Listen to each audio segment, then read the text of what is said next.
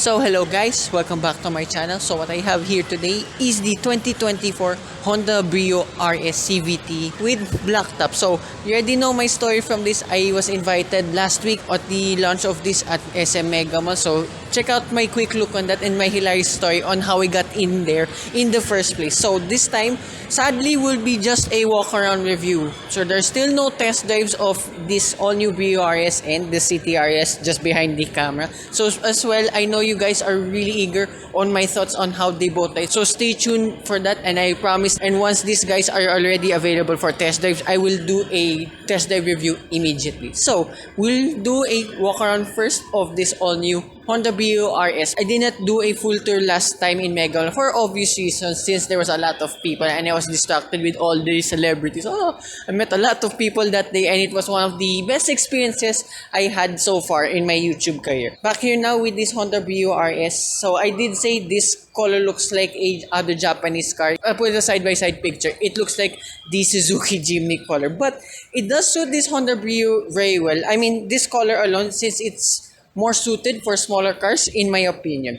Anyway, here at front, you get LED lights all around, and to like what I said in my quick look review, you have a gloss black grille over here along with an RS badging. The ground clearance remains the same at 135mm. What I did not tell you before too, that these have LED fog lights too. So I don't even remember if that existed in the older Brio. So check out my full review of that too here at Honda Green Hills. So I'd like to thank them, to Serviel and to Miss Judith, for making this walk around tour possible. So their contact details will be in the description down below. And on the side profile itself, it's one of the longer micro hatchbacks in its class, and then you get gloss black mirrors too with LED repeaters, and then new sets of wheels too. It looks like now like with the older Honda City RS wheels, and then side skirts over here since being the RS variant. And then remember, I did mention this too in my quick look review, that this has a black top roof. So it will cost a little bit more extra if you want to avail the black top roof, but more on the pricing later.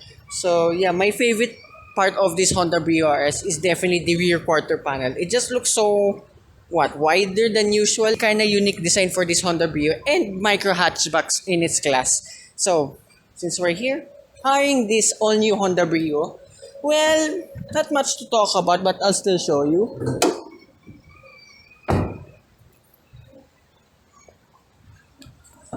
Well, nothing's changed here from the older Honda Brio.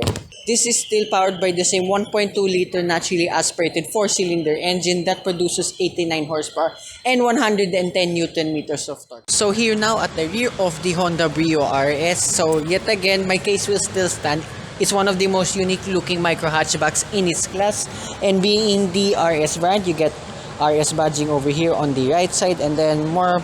Oh, there's a diffuser-ish here on the rear, but I forgive it. It's a budget car anyways.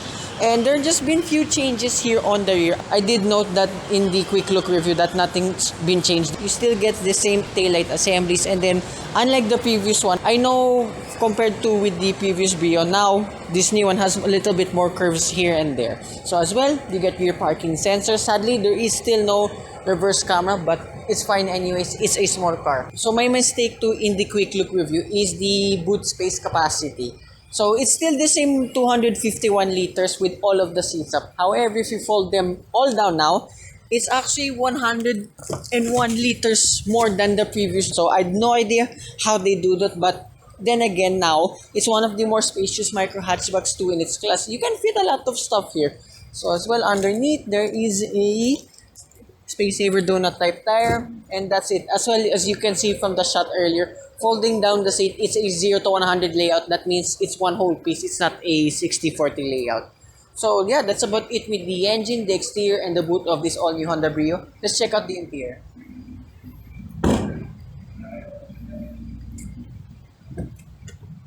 So this is the interior of the all new Honda Brio. So mostly the same materials here like on the door. Everything's plastic here and there. And then you have cubby spaces, cup holders on either side. A thin motor jug will just about fit. So as well. And then here in the interior itself, yeah, more or less the same like with the previous one. But there are just few subtle changes here. So here on the left side of the dashboard, you still get blank buttons, a cubby space. And then there's red accents now on the air conditioning vents. So in the previous model, I know these were all orange. I think this is more of my jam since it's red. And then here you have your analog instrument cluster, exactly the same, but I know there's a red accent now on the speedometer itself.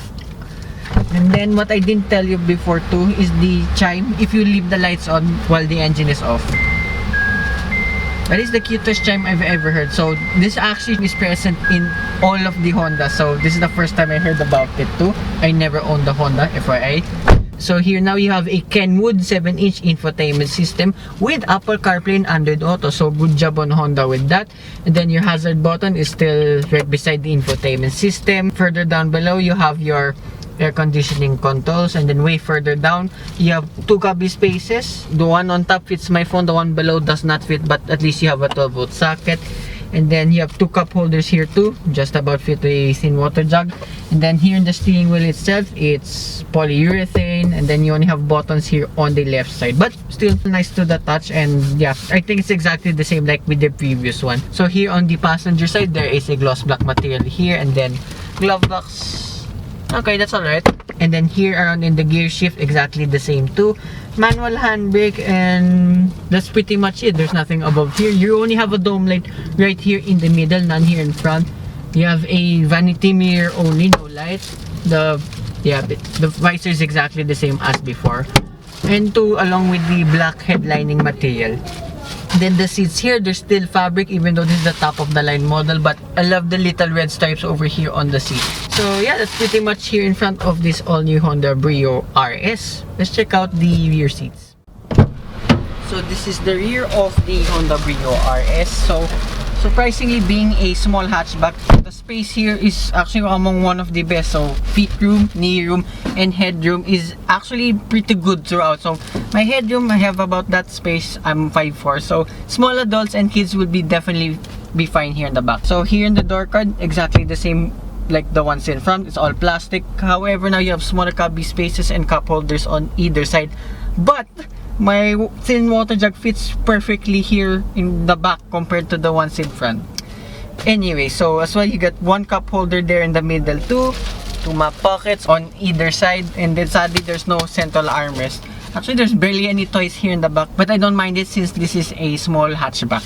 Then if I sit here in the middle, pretty good too.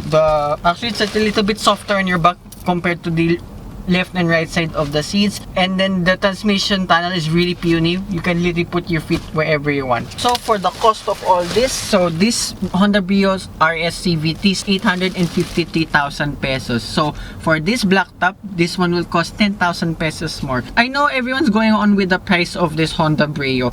I completely get it since there was another competitor that just arrived. It's a little bit more affordable than this. However, what I can guarantee with this Honda Brio RS is its driving dynamics. So remember, check out my 2022 Honda Brio RS review. I did a full test drive of that, so I know more or less this will drive the same. However, if there will be a test drive of this coming soon, I will happily do it again for you guys. So yeah, that's about it here with this 2024 Honda Brio RS CVT blacktop. So I'd like to thank everyone here again at Honda Cars Green Hills, Sir VL, and to Miss Judith. So their contact details will be in the description down below. So hope you guys like and subscribe, and I will see you with one more walk around review coming right up here at Honda Cars Green Hills.